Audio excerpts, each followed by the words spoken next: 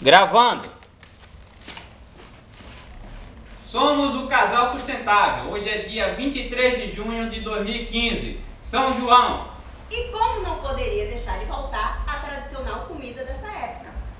O amendoim, a canjica, o bolo de aipim, o milho e a laranja. E como fomentamos a sustentabilidade, a nossa fogueira foi confeccionada com madeira encontrada no lixo, ou seja, não precisamos matar uma árvore para confeccionar a nossa fogueira de São João.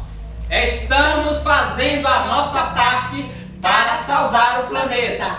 E você vai fazer a sua? Feliz São João!